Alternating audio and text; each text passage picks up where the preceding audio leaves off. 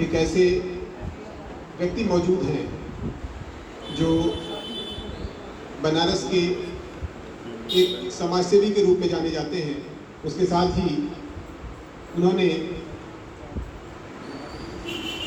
बहुत सारे मंचों को, बहुत सारे कार्यक्रमों को संचालित किया है। मंच संचालन में उसका एक अलग नाम है और उन्होंने बहुत सारे राष्ट्रीय व अंतर्राष्ट्रीय पुरस्कारों से उनको सम्मानित किया गया है। आप आकाशवाणी वाराणसी में उद्घोषक के रूप में भी कार्यरत थे और उसके बाद फिल्म और उसके बाद फिर प्रोडक्शन और लेखन के क्षेत्र में आपका एक बड़ा नाम है। हमारा सौभाग्य है कि वो हमारे बीच में हैं। हम आग्रह करते हैं डॉक्टर भारत भूषण यादव जी से कि कृपया वो आएँ और इस विषय पर हम सबको बताएं कि क्या गांधी जी हमारे आचरण में हैं। एक जोरदार ताली हो जाए डॉक्टर भारत भूषण यादव जी।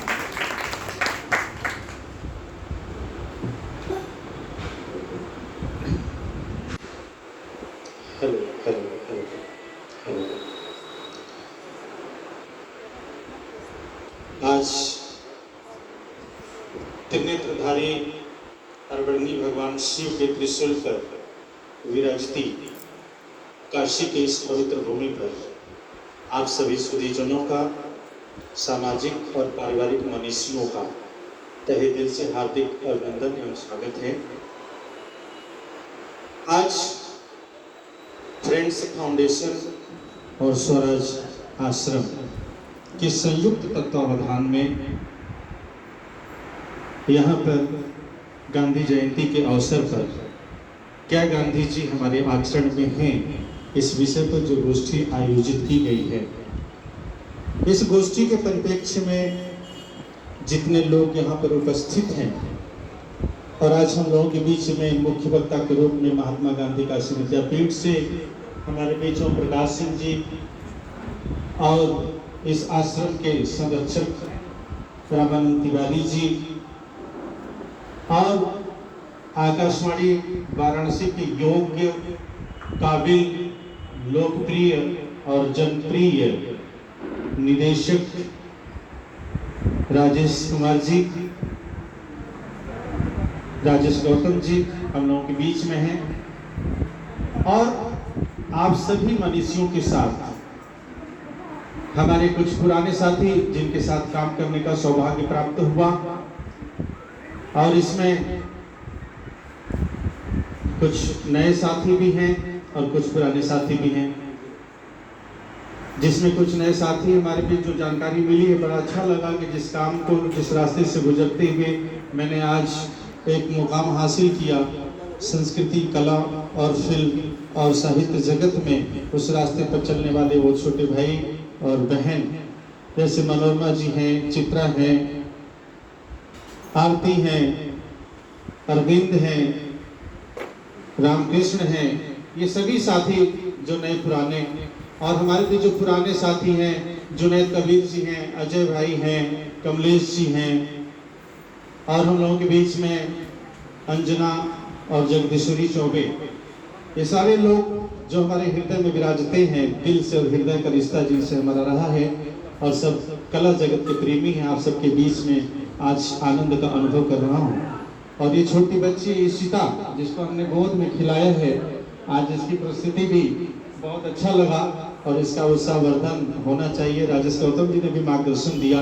और उम्मीद है कि एक अच्छा और उच्च कोटि का कलाकार बनेंगे, ऐसी मेरी शुभकामना है। और हम लोगों के बीच में हम लोगों के भाई और बनारस के प्रमुख समाज सेवी सूबेदार यादव जी हम लोगों के बीच में हैं, मैं उनका भी अभिनंदन करता हूँ।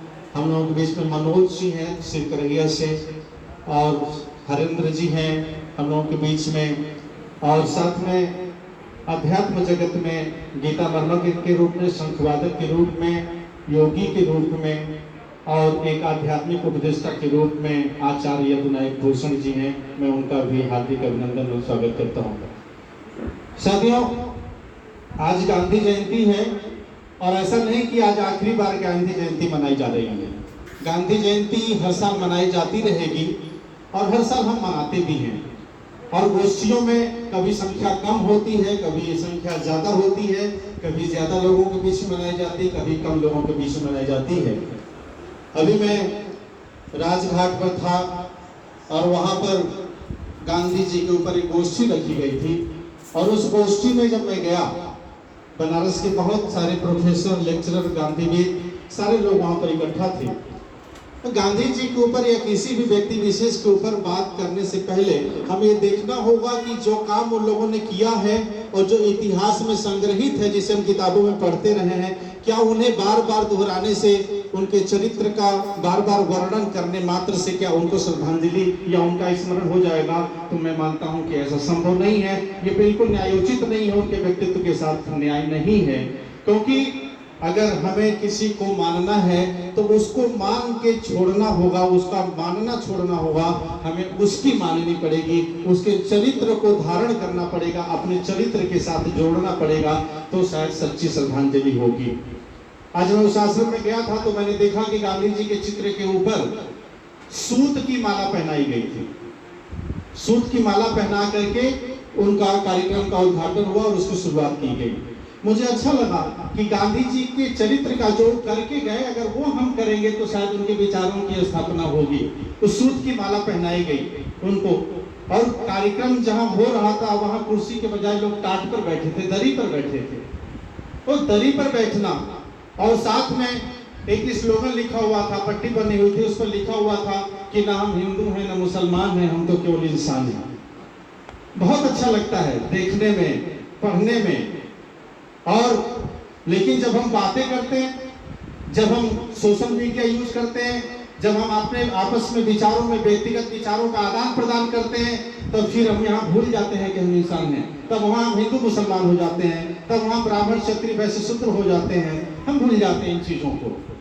जब तक हम अपने आचरण में उस व्यक्तित्व के कर्म को नहीं लाएंगे, तब तक पूरे भारत की मानवता में और पूरी दुनिया की मानवता में बदलाव की उम्मीद करना बिल्कुल बेईमानी होगी, और गोष्ठियों को बनाना भी बेईमानी होगा।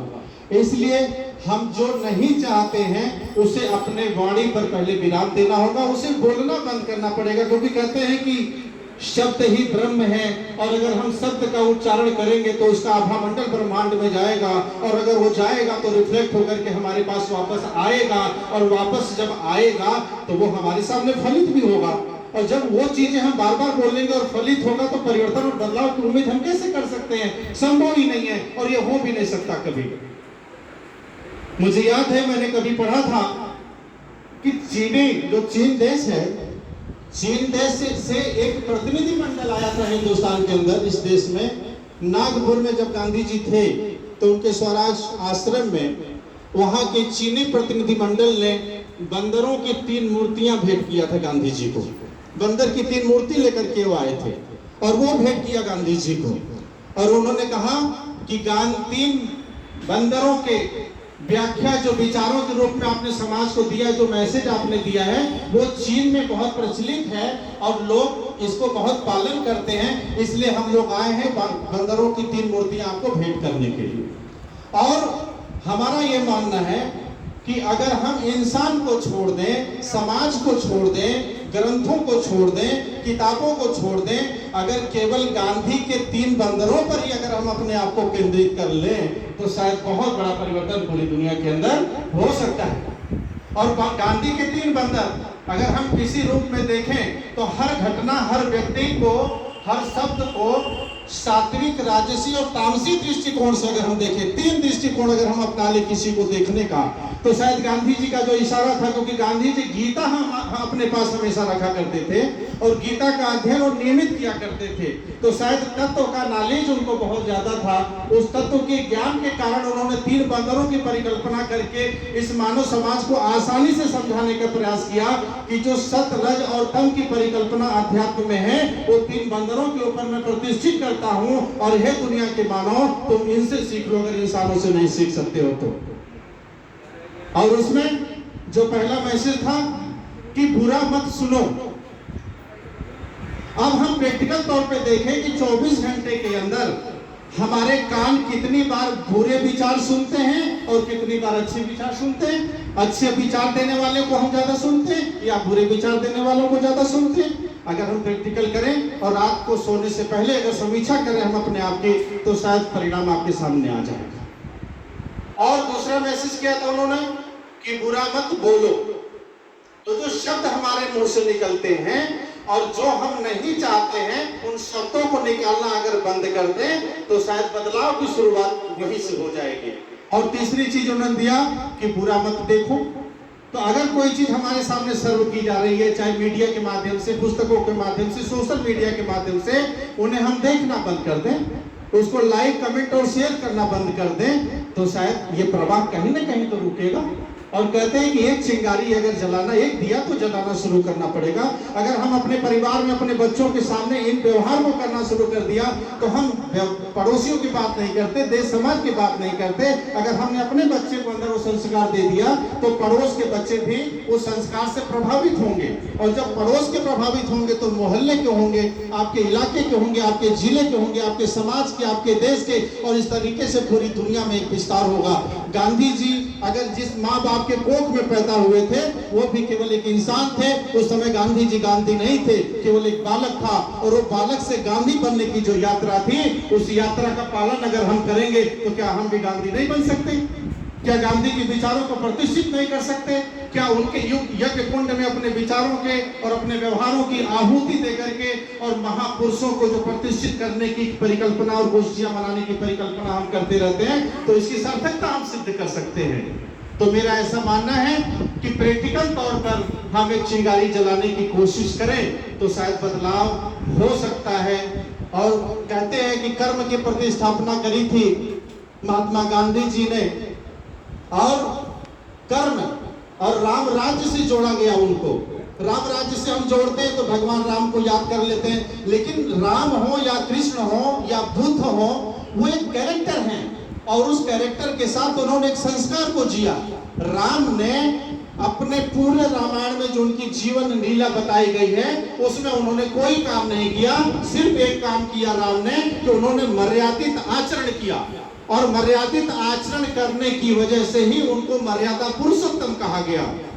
तो अगर गांधी जी के साथ राम राज्य की परिकल्पना जोड़ी गई है तो हमें मर्यादित आचरण करना पड़ेगा, और जिस दिन हम मर्यादित आचरण करना शुरू कर देंगे राम राज्य लाना नहीं पड़ेगा, राम राज्य अपने आप प्रतिष्ठित हो जाएगा। और यही शायद गांधी जी को असली श्रद्धांजलि होगी और उनको स्मरण करना होगा। तो मेरा आपसे निवेदन है कि दुनिया की सबसे प्राचीनतम नगरी में हम लोग यहाँ पर बैठे हुए हैं, और दुनिया की सबसे प्राचीनतम नगरी में कोई आवाज उठती है, जैसे जुनैद जी ने कहा, निश्चित रूप से पूरी दुनिया में जाती है। लेकिन दुनिया में जाना, दुनिया को प्रभावित करना या दुनिया को प्रकाशित करना, प्रभावित करने और प्रकाशित करने में बड़ा फर्क होता है। तो प्रभावित तो हम वाणी से कर लेंगे, लेकिन प्रकाशित तब होगा जब हम उसे अपने आचरण में और अपने व्यवहार में लाएंगे, तब जा करके। जैसे हमारे नाम का प्रभाव होता है, मैं भारत भूषण हूँ, तो नाम का प्रभाव, कलयुग में नाम के प्रभाव की बात की गई है। तो आप जहाँ पर जितने लोग बैठे हैं आपके नाम के प्रभाव आपके साथ जुड़े हुए।